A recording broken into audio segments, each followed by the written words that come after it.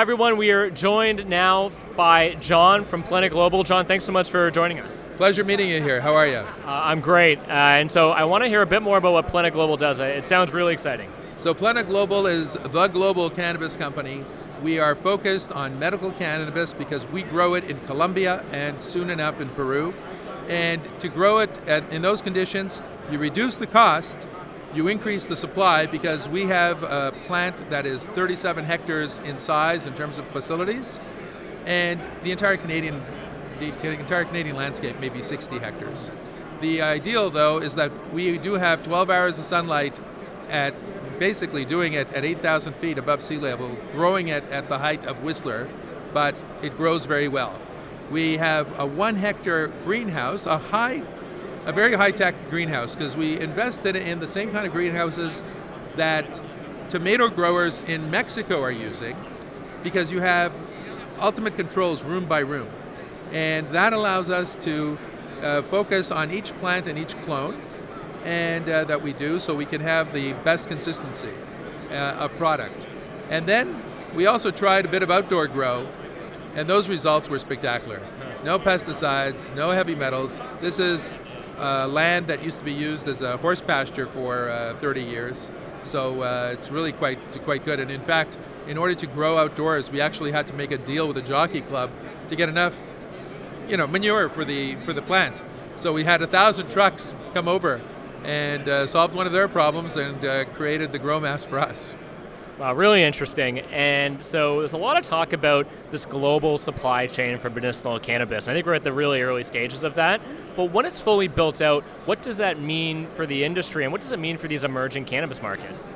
Well, when you talk about a supply chain, you have to supply someone. So who's going to want that much cannabis? When we first started about a year and a half ago, we outlined all our risks, and my risk from a legal perspective was we're creating a product for which there is no legal market.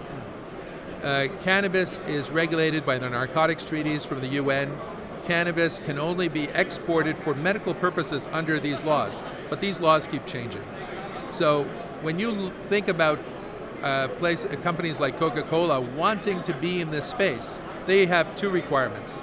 They're not interested necessarily in THC, but they want CBD. But even CBD, how are they going to get the quality and the consistency of supply and the scale of supply? None of our Canadian operators can meet those requirements today. And they can't meet them in Canada. The Canadian market has really been built out for Canada, and we're not even doing a good job at that given the distribution problems we have. But internationally, you need to have that scale. Once you have that scale, then you're going to have businesses that are going to be created around this. I keep making the analogy that essentially we are a tribe that discovered salt, and salt eventually is going to be in every food product. Hopefully CBD and any of its other cannabinoids is going to be healthier than salt, and we haven't done some terrible thing to the world, but we do believe that there are health benefits to this. It is medically focused, our company, and we focus on making sure that the world can continue to change. So in terms of supply chain, it really is to help larger agribusinesses and food businesses be able to get the quantity that they need. And while Colombia and Peru are the epicenter for the raw product, we're also working on developing a pharma affiliate in Europe to help develop APIs, active pharmaceutical ingredients that can be feeding the B2B needs for pharma and cosmetic industries. So it is a wide-ranging affair. My role started in law, but I've been in this company for such a while, and you learn so much about this industry, you can keep on talking about it for hours. Really interesting, and something you keep mentioning is consistency, and I know this is a big concern in the industry, which is how do you ensure that the product that you're getting to market, that it's the same, so the capsule has the exact same amount of CBD or THC as promised. What are you doing in your facilities to ensure that's the case? Yeah. A lot of the work happens at the cloning stage, and in order to have a consistent supply at scale, you need to know where your plants come from. We may be a farm company, a growing company, it really is B2B, but we've invested a lot of money on data analytics and a lot of money on scientists that are doing the artificial intelligence to do the analysis of this. Other people are analyzing how cannabinoids affect the human body, which is necessary, more power to them because they need to do that. We're analyzing different levels of cannabinoids inside the plant, and we want to make sure that each of these plants are large scale enough to do it. Part of our work is really to ensure that our clients get the product that they want, so they can work with us from beginning to end, picking the strains, and we have 7 strains that are registered in Colombia right now, another 20 that are going through a 6-week cycle, and we have slots of about 550 that have been aligned for this in the next couple of years, probably longer. But you don't need that many. But what you do need is to be able to go to your clients and say, you want this product for this particular purpose. Let's work on it and help you analyze it. Unlike a mine, unlike other products, this is a 45-day cycle to grow it, 90 days to get through the entire drying process and what have you. So within 3 months, you can go from beginning to end of the process for a client, help them analyze the product and see if it's exactly what they want. And once that's the case, then you can grow it at scale, because we have the science to follow the seed, follow the mother plant, follow the clones. And we have the scale to do this large enough to be able to provide the consistency. Because a clone, by definition, is a clone. It's the same as the mother plant. Yeah, that makes a lot of sense. You talked about your operations in Peru. I know in the industry you hear a lot about Colombia. There's a number of different producers in Colombia now. Plena is the first time I've heard about Peru, and so would love to hear you elaborate on your work there and why that market's particularly exciting. Well, I just came back from Lima yesterday, and I had a chance to visit our facility. The facility is in progress. It is something that we're working with a local farmer whose family has been in the farming business since the 1700s, and we're talking about 225 hectares inside the Peruvian desert. Nature's greenhouse. We don't have to do a lot of capital investment in terms of that, but we do need to work with the government in terms of the licensing. They adopted the general legislation in 2017.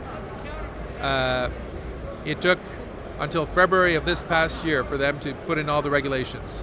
The final decrees on how all these regulations are going to operate, we expect them in the next couple of months. We're working with the government right now, helping them create the standards of the SOPs, standard operating procedures, so their bureaucrats can know what they're doing.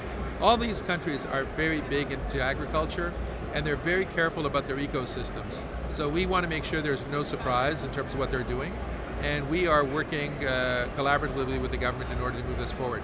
So it's early stages. We have one of the 3 licenses already that they require before you're allowed to cultivate. It's the only license you can get so far.